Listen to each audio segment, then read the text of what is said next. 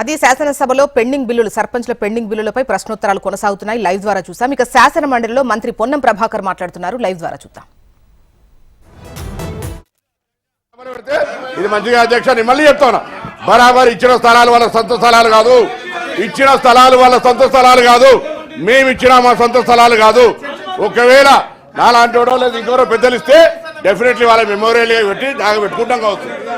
హైదరాబాద్ చేయాల, హైదరాబాద్ లో మేము ఏంది పెరికే హాస్టల్లో, మున్నూరు కాపు హాస్టల్లో, పద్మశాలి హాస్టల్లో, రెడ్డి హాస్టల్లో, బీసీ గీతా కార్మిక హాస్టల్ ఎడ్యుకేషన్ అధ్యక్ష.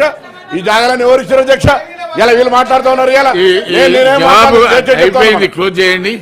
తప్పకుండా దయచేసి అధ్యక్ష, వీటికి సంబంధించి బలహీన వర్గాలకు మా ప్రభుత్వం బాధ్యతగా మేము చెప్పినట్టు ఎన్నికల మేనిఫెస్టో విధంగా కామారెడ్డి డిక్లరేషన్ చైర్మన్ గా మా బలహీన వర్గాలకు న్యాయం చేయడానికి పూర్తి స్థాయిలో కట్టుబడి ఉన్నామన్న మాట మరొకసారి మీ ద్వారా తెలియజేస్తాను.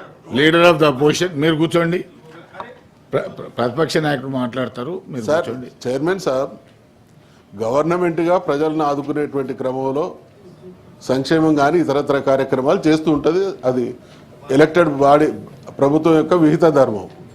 ఫామ్ హౌస్లో ఇచ్చిల్లా ఈ వ్యక్తిగతమైనటువంటి దూషణ ఏంది అధ్యక్ష? దయచేసి దీన్ని ఆ వ్యాఖ్యలు ఉపసంహరించుకో, మీరు చెక్ చేసి. ఇక్కడ మీ మనసు ఎంత కలుషితమై ఉన్నదో మీరు చెప్పిన మాటను బట్టి అర్థం చేసుకోలేనంత విషయం అర్థం చేసుకోవాలి. ప్లీజ్ ఒకవేళ పేరు కనుక ఉంటే నేను తొలగిస్తాను, పేరు ఉంటే తొలగిస్తాను. Next question number 4101 Kodandaram Reddy గారు. నమస్కారం అధ్యక్ష. ఈ రేషన్ కార్డుల మంజూరుకు సంబంధించిన ప్రశ్న సభ ముందు ఉంచుతున్నారు. Honourable minister. As there is no option provided to receive applications for new ration cards in the Praja Palana program, that does not arise. A decision regarding the new ration card issue will be taken by the government. అధ్యక్ష, ration కార్డులకు సంబంధించి 2001 తర్వాత supreme court చాలా మార్గదర్శకాలు జారీ చేసింది. పియుసిఎల్ రాజస్థాన్ వారు వేసిన కేసుకు సమాధానంగా మొత్తంగా ఫుడ్ సెక్యూరిటీ స్కీమ్స్ అన్నింటినీ సమీక్షించి అప్పుడు సుప్రీంకోర్టు వారు వాధ్వా కమిటీని నియమించారు.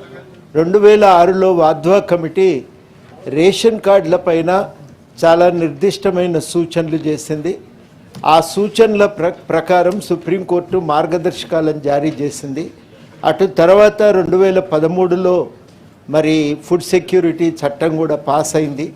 దాంట్లో కూడా కొన్ని గైడ్ లైన్స్ ఉన్నాయి. నేను 2 ప్రశ్నలు అనుబంధంగా అడగదలిచినండి. మొట్టమొదటిది ఏమిటంటే, ఎప్పట్లోగా చాలా వరకు 2014 తర్వాత కొత్త రేషన్ కార్డులు ఉప ఎన్నికలు జరిగిన నియోజకవర్గాల్లో తప్ప మిగతా చోట ఇవ్వలేదు. అవన్నీ పెండింగ్లో ఉన్నాయి. పెండింగ్లో ఉండటం వల్ల తలెత్తుతున్న సమస్యలకు సంబంధించి ఇటీవల కాలంలో చాలా ప్రస్తావన కూడా వచ్చింది. ఇది మొదటిది, అందుకని ఎప్పట్లోగా ఇస్తారనేది.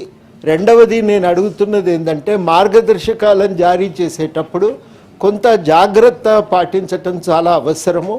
దానికి ఆర్థికపరమైనటువంటి లిమిట్ కన్నా సమూహాలను అందులో చేర్చగలిగితే, అసంఘటితంగా కార్మికులు ఉంటారు, రకరకాలుగా సంప్రదాయకంగా యాచక వృత్తిలో ఉన్నటువంటి వాళ్ళు ఉంటారు, కొన్ని కులాలు పూర్తిగా ఆర్థికంగా సామాజికంగా వెనుకబడి ఉన్నాయి, ప్రత్యేకంగా సంచార జాతులు, ఇటువంటి వాళ్ళందరినీ ఏఏవై కార్డుల విషయంలో కానీ బీపీఎల్ కార్డుల విషయంలో కానీ తప్పకుండా వారిని జాబితాలో చేర్చి వీలైనంత తొందరగా వారందరికీ కార్డులు మంజూరు చేయాలని కోరుతున్నాను. ఆనరబుల్ మినిస్టర్, నెక్స్ట్ క్వశ్చన్ వేసిన ఉన్నాడు.